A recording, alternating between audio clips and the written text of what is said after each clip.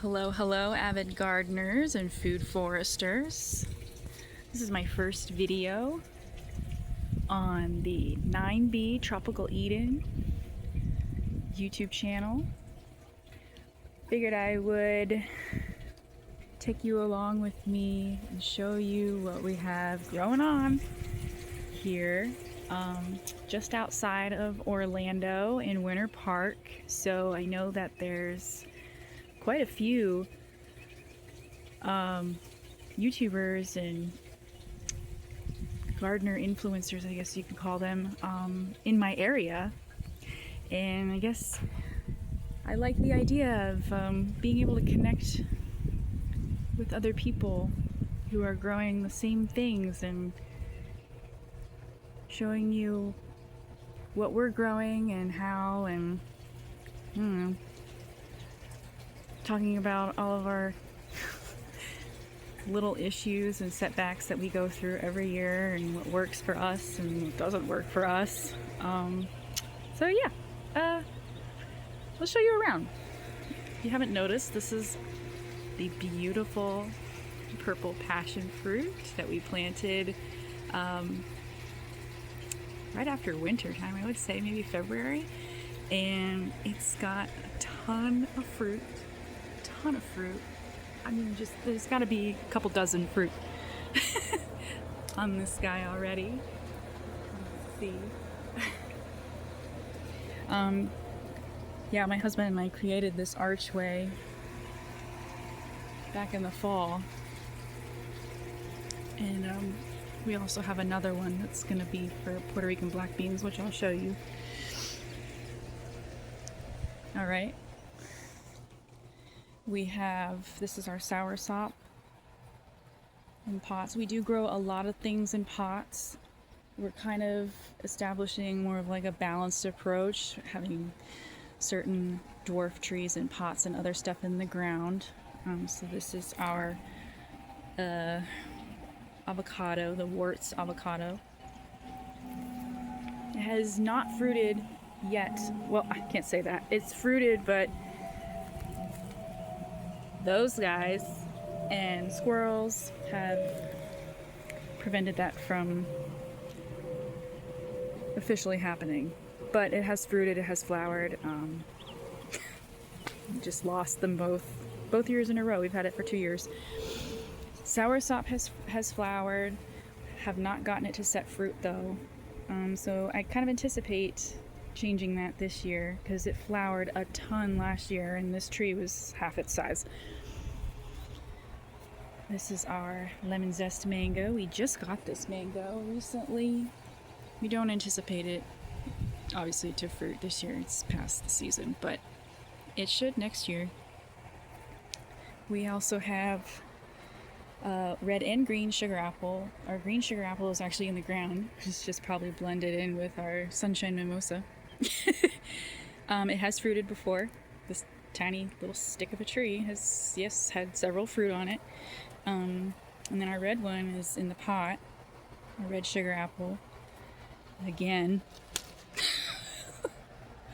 every year, the battle, the grasshoppers. Let me know if you guys deal with that ongoing and if you think there's any solutions to that. A lot of stuff in the ground I have that are just kind of like my perennial things that grow and come back every year. So I do wild arugula in the ground and that pops up everywhere. Everywhere. So I'm never without arugula. And I also have some of the more native perennial edible greens too, like the Okinawa spinach and Suriname spinach and Sisu spinach, big bush there.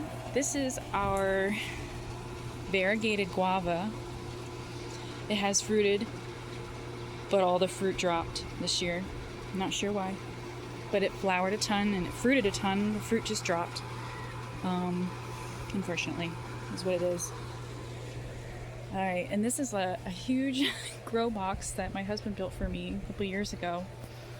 And I planted a lot in it. The problem is where we've had it, I think, has just been too much Florida sun. And if you know anything about growing anything here in Florida, when they say full sun, they don't actually mean full direct sun all day. So the location of this box is a little tough for growing things because it's big, and I'm either putting it on this side of the fence, which gets the afternoon blazing heat of the day sun, and then here's I get the mostly morning time sun, but I still feel like maybe it's too much. Let's see what else. I have pomegranate in the ground, which strangely doesn't look like it's doing very good all of a sudden. It fruited once, and it fruited a ton while it was in the pot. And so I said, you know what, this one's going in the ground. But it has yet to flower. It's had growth, but it's also died back a lot too. So I don't know what's going on. I don't know what's going on with that. Okay. I also have a ton of variety of figs. This one's a little bit of an embarrassment, but it's the only one we've put in the ground. Reason being is we struggle heavily with nematodes, and I don't really have a solution to that because we cover crop, and every year we put fresh mulch down on our soil at least twice a year. So, but we still struggle with nematodes for certain things, and I feel like that's probably the problem with that fig because it just hasn't grown. It could also be too much direct sun all day because we have these figs. I've kept these in pots, and they've done well as far as foliage goes. But no fruit. I've got several varieties. The boudoir, violet boudoir, and this is the Celeste fig. I've also propagated a bunch of figs too in the event one dies, so I've done that. And then, yeah, as you can see, these are all propagations of the ones that I've had, but I couldn't tell you which kinds they are. Eggplant. Been pretty successful with eggplant in a grow bag. Let's see, let's show you the other figs that I have. And a lot of stuff we have under our shade cloth, kind of pagoda type thing. I don't know what you call it, but we have a shade cloth over our red jawbo, which looks beautiful. Has flowered, has fruited, but the fruit drops. This should be the year maybe we hold one, but it's technically not probably going to fruit for another year or two. And then these are my other figs. This is the Olympian fig, which has fruited ever since we bought it, and it currently has fruit. And this one we just got, it was brown turkey, and then the beer's black in the back here. This one might fruit soon, I'm not sure. But yeah, it's kind of my little fig station in a little pot for bottom watering, and it seems like they just do the best under mostly shaded conditions. So yeah, here's that. This is our Pickering mango. Fruiting, set fruit, has very nice fruit on it. It's fruited 2 years in a row now. And unfortunately we dealt with, I forgot what it's called. The fruit gets black. I forget the name of it, but we had to spray copper on it midway through the flowering season, and luckily that saved half the tree and we were able to get fruit. Otherwise I don't think we would have had fruit at all if we didn't use copper. So that was kind of strange to happen this year because it didn't happen last year. This guy was a trooper. So I don't know. I guess some years you deal with it and some years you don't. But yeah, we had our Pickering next to our Namdok Mai mango, which is in this pot here. Big fruit. Big fruit. Not really sure when they're going to be ready, but, and yes, if you're wondering, we have them in mesh bags. Because we've been dealing with squirrels majorly this year. But yeah, not an extensive tree by any stretch of the imagination, but this guy did not fruit last year. It flowered, but it did not fruit. It's so small, but yeah, we're gonna be able to try it this year, so I'm excited. Okay, another pomegranate in a pot this time, and this one's actually doing much better than the other one. Two other mangoes that we bought recently. I know it's ice cream mango. I'm pretty sure this is Dwarf Hawaiian. Yeah. Lots of new growth. Possibly fruit next year. We'll see. This is the Subel white sapote we have in a pot. You know, it's funny, we bought this not too long ago and chopped it to help it split, and it didn't do anything all through the winter. I was scared that it was going to die. And then, yeah, all of a sudden it started pushing growth, and I mean, it exploded. But for such a long time, it didn't do anything. So, yeah, bought it late last year. Not sure when that's going to fruit, if it will fruit this year. Probably not. I'm assuming not, because I think right now is the season. It's June 2nd.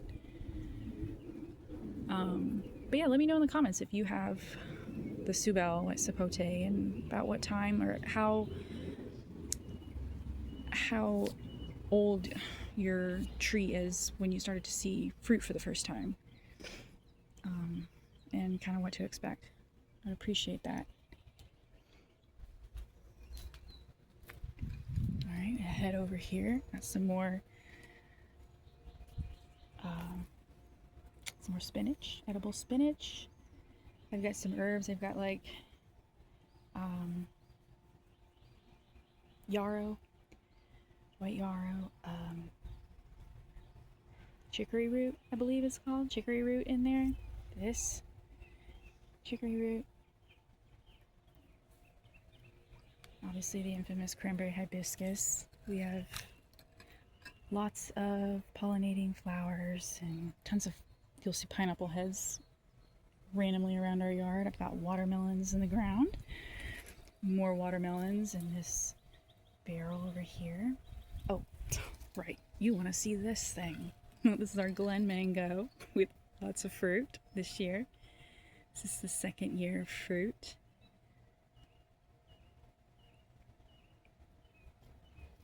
So we should be close. We should be really close to getting to eat these soon. They're a nice size this year. Last year they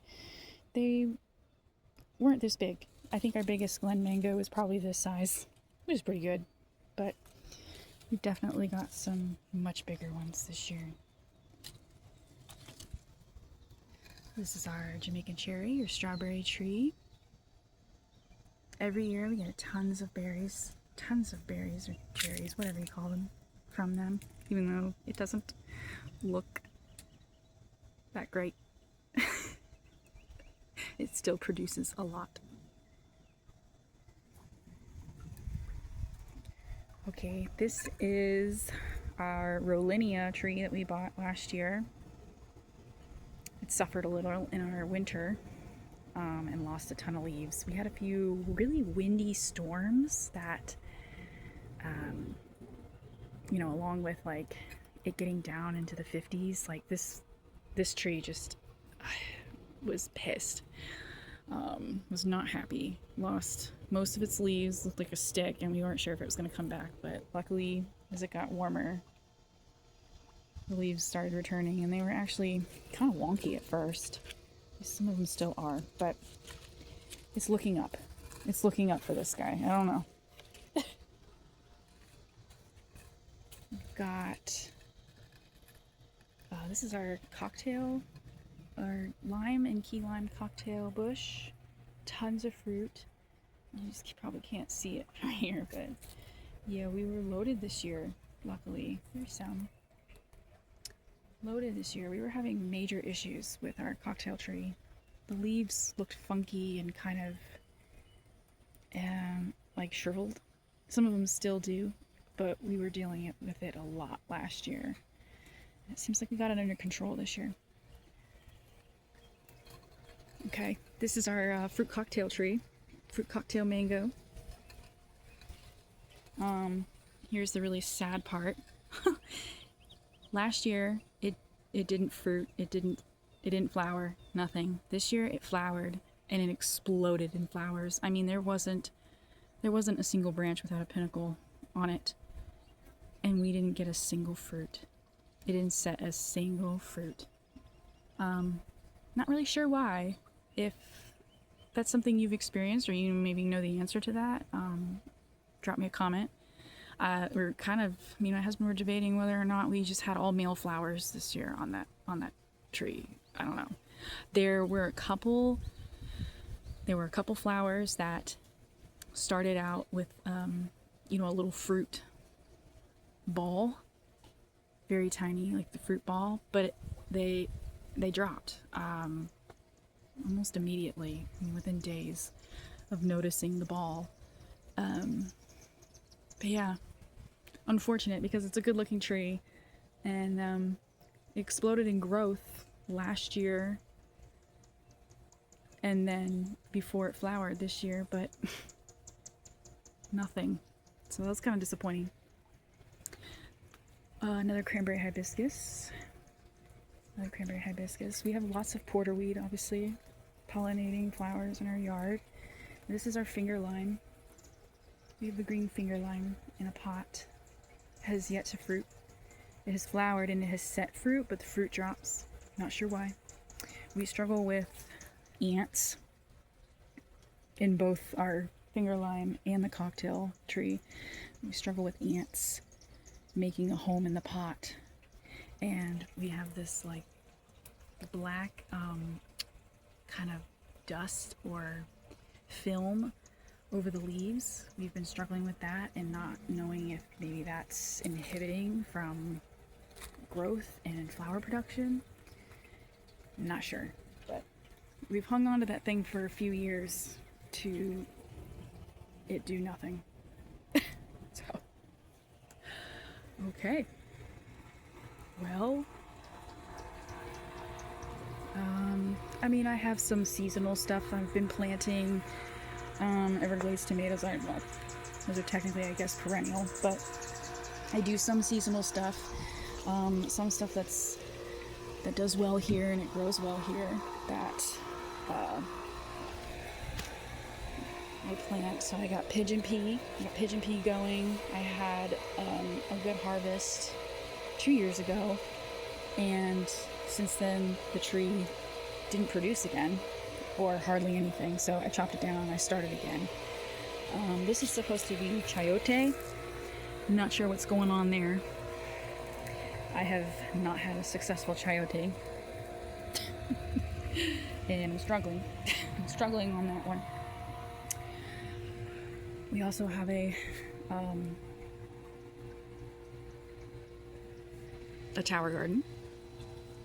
As you can see, I'm growing wild strawberries, which has actually been pretty successful. Oh, hi, baby!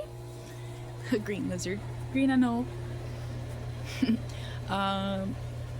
Yeah, wild strawberries has actually been pretty productive over our typical strawberries. The wild ones are much smaller, but man, are they like candy.